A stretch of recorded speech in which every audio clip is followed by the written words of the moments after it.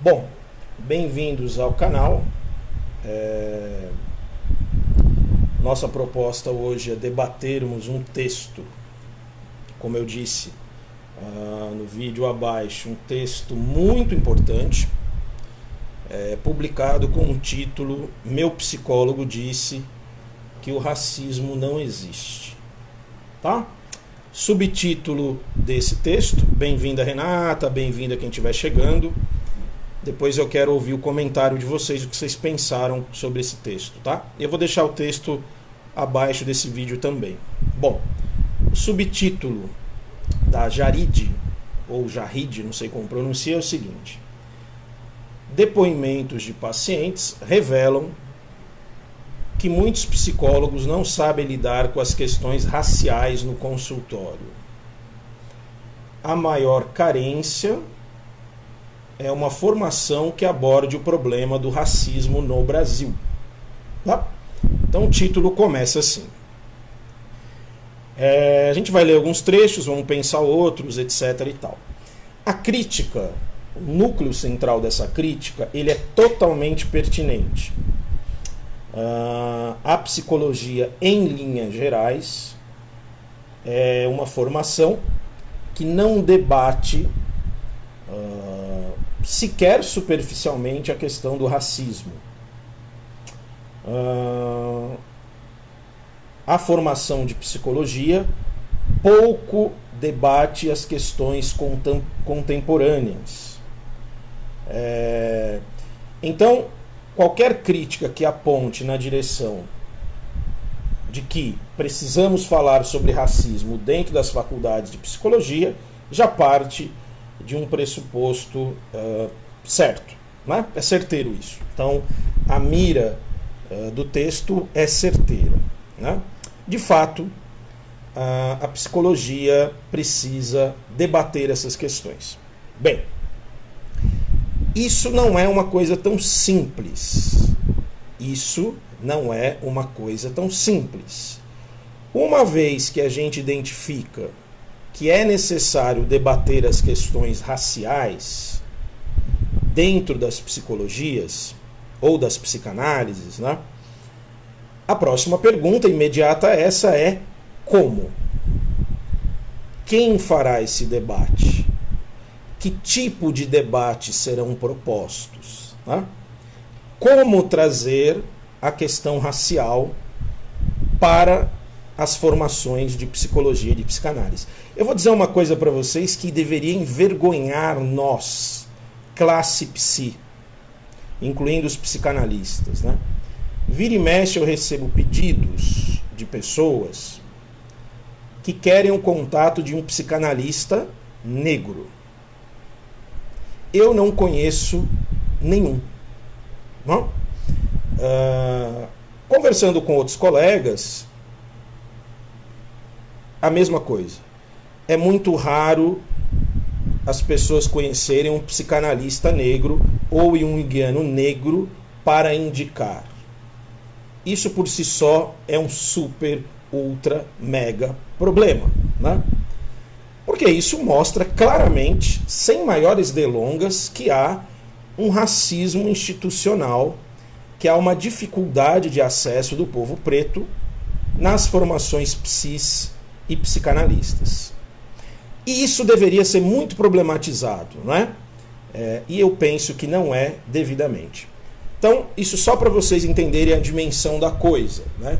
Existem muitos poucos negros nas psicanálises e nos cursos de formação. Eu fui recentemente num congresso, num simpósio junguiano do IJUSP, brancaiada, né? Eu contei, eu tive ali a intenção de contar, eu vi um negro, né?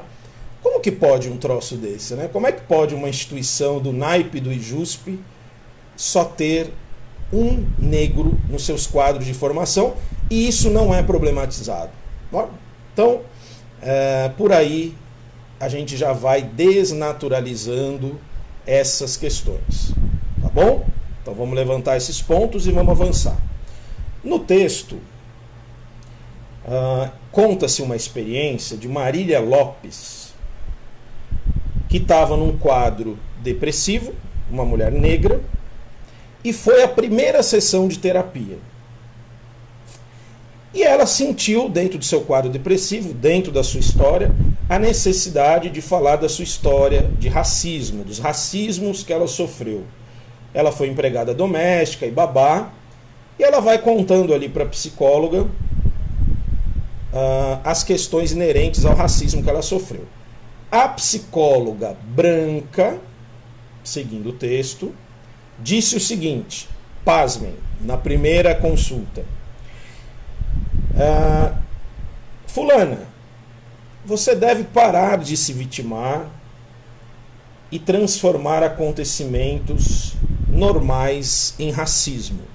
Tá? Na primeira consulta, a psicóloga branca já deu uma cacetada dessa. Bem, narra aqui a pessoa que foi até uma segunda psicóloga, e aqui o texto já começa a ficar delicado, fez 5 sessões de terapia, e quando começou a falar do racismo, a psicóloga ficou desconfortável, ficou impaciente, e a psicóloga pergunta se a pessoa acredita que há racismo no Brasil ainda hoje. Fecha aspas. E aí, a pessoa que está narrando diz: saí de lá arrasada, estava pagando muito caro por cada consulta.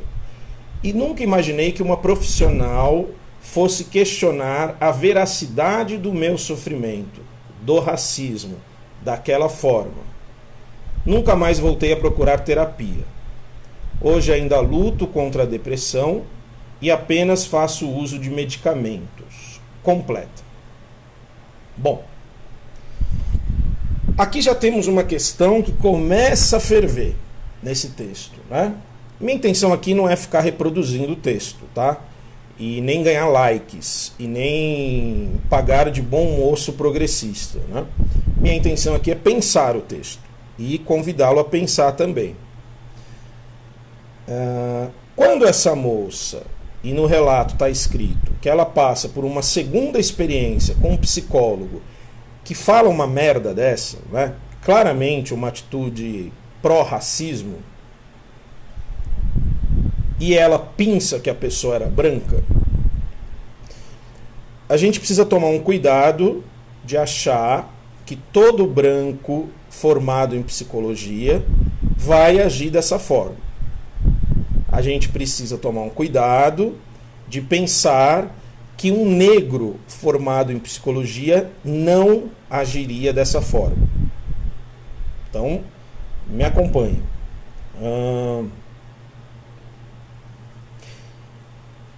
Quando ela diz, né, que depois dessa segunda consulta com o psicólogo ela deixou de procurar tratamento, acho que isso é um problema, né? Não é fácil encontrar um bom profissional. Não é fácil encontrar um profissional sensível. E os erros relatados aqui cabem à categoria de racismo, né? Ou seja, esses psicólogos que falaram essas coisas tiveram uma atitude racista, em que pese o grau de consciência deles, né? Mas não dá para dizer, atribuir isso único especificamente à cor da pele. Tá? Esse é um ponto importante. Bem, e aí a autora, aproveitando esse relato, diz o seguinte: que o caso de Marília não está isolado de outras pessoas negras. Para a bióloga Tereza Amorim, a consequência do despreparo profissional foram graves. Aí cita uma outra experiência.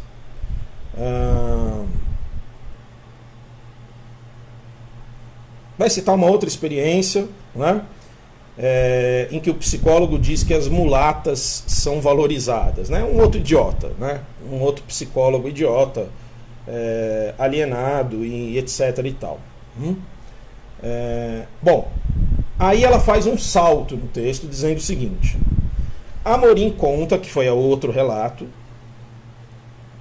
que ainda enfrentou vários encontros com o psicólogo até que descobriu um grupo de mulheres negras e feministas que se reuniam mensalmente em sua cidade.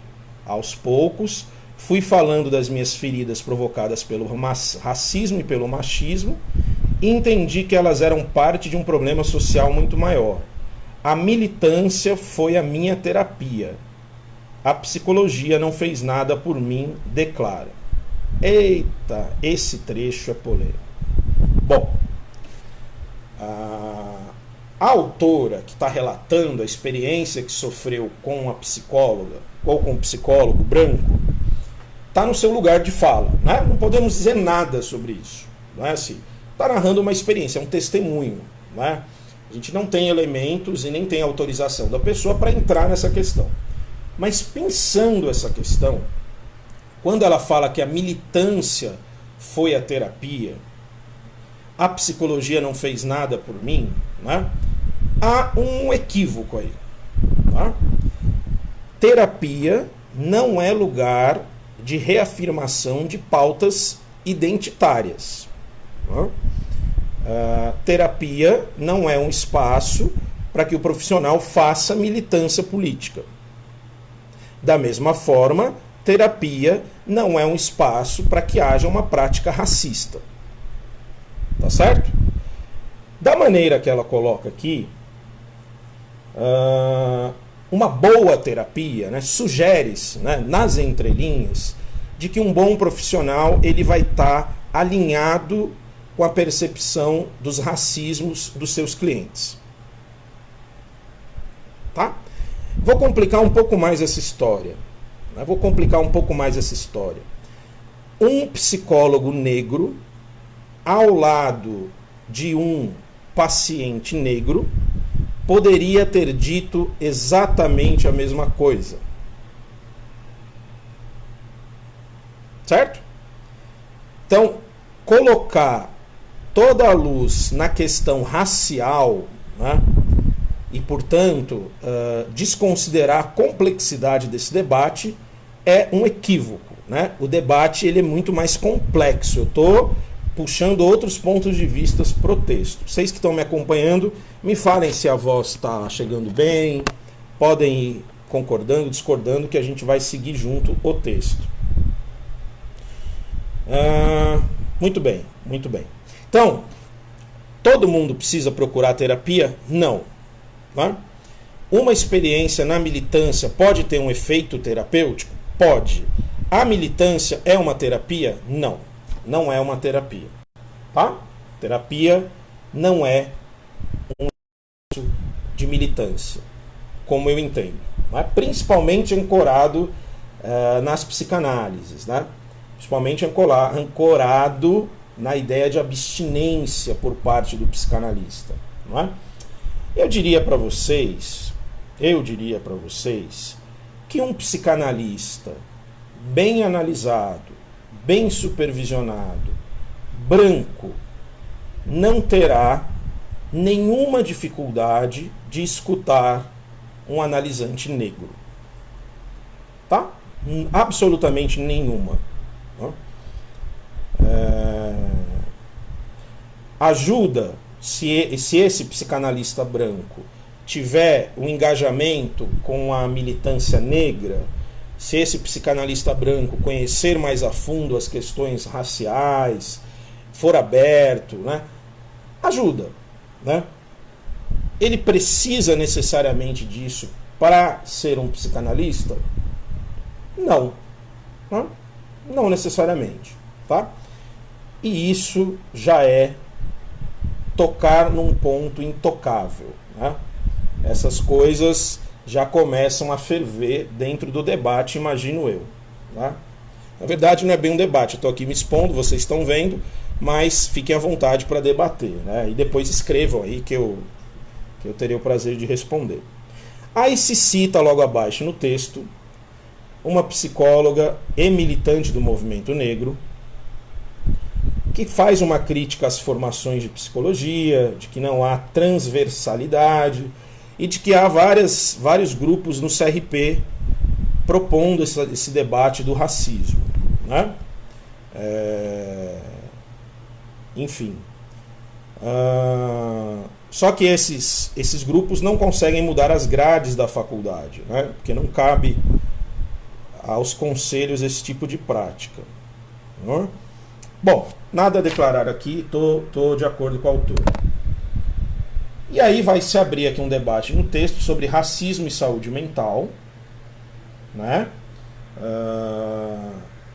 Da discriminação institucional, da tragédia que é o racismo para a saúde mental, né? Então, vai se falar aqui da questão social atrelada à questão dos negros, né? Por exemplo, em África éramos diversas etnias, com nossos referenciais, línguas, oralidade e educação.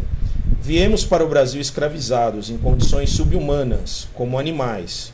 Hoje estamos nas favelas com falta de acesso a tudo, sofrendo com a falta de respeito e a baixa autoestima.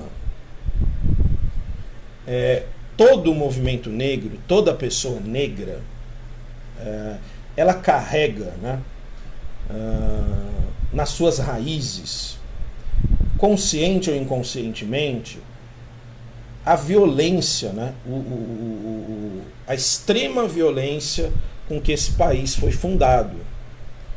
É um país que não deu às pessoas negras a possibilidade de recontar sua história, de criar sua própria história, né? A escravidão é uma grande ferida aberta, né? A escravatura, né? Então não faz sentido pessoas acharem que o debate racial, que a questão do racismo é algo superado, né? Isso não faz o menor sentido, né? Porque há uma necessidade de recontar essa história, né? E isso cai no colo da pessoa negra, né?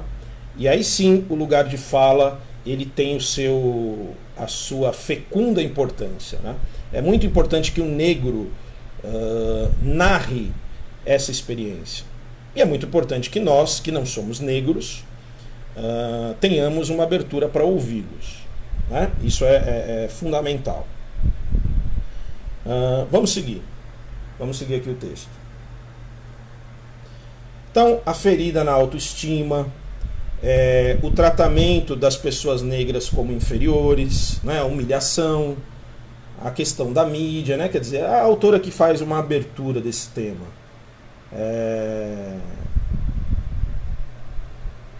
Enfim. Aí aqui vem uma coisa que eu acho retórica, eu acho o problema desse texto. Ela vai relatar a experiência ruim que teve com psicólogos brancos e vai dizer o seguinte: depois de muitos meses, foi que consegui entender que fui mal atendida. Mas só quero voltar a fazer terapia se a psicóloga ou psicólogo forem negros. Quem sabe assim, esse profissional tenha mais empatia e até tenha vivenciado fatos similares aos que me agrediram. Claro que a gente precisa lembrar que é um testemunho de sofrimento e a pessoa tem todo o direito de escolher com quem ela quer fazer terapia, né? Mas dizer que um psicólogo negro vai ter mais empatia para um irmão negro, isso não tem fundamento, minha gente. Absolutamente nenhum, né? Isso é uma questão da militância delicadíssima, né? Que tem o seu sentido, tem a sua raiz, mas quando a gente começa a pensar isso na complexidade de uma terapia, de um processo psicanalítico, né, não há nenhuma garantia que o psicólogo negro vai ter uma maior sensibilidade ou empatia, né? Veja, vamos trazer o papo, né? As redes sociais deram vozes para especialistas, para mestres, né? Vamos olhar para a quebrada, vamos olhar para quem anda conosco, vamos olhar para os nossos amigos do nosso bar, que a gente vai no bar, etc. Você vê negros politizados, conscientes do racismo, lutando contra o racismo, né?